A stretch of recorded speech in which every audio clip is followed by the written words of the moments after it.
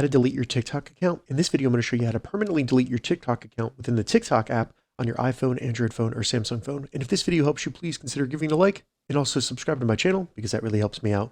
So the first thing we need to do in the app is navigate to your profile, then select the three lines in the top right to open up the menu.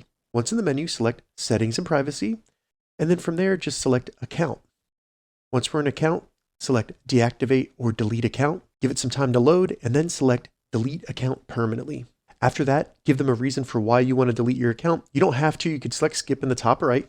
Then they'll give you the option to download your data from TikTok. Go ahead and select by continuing at the bottom, and then select Continue.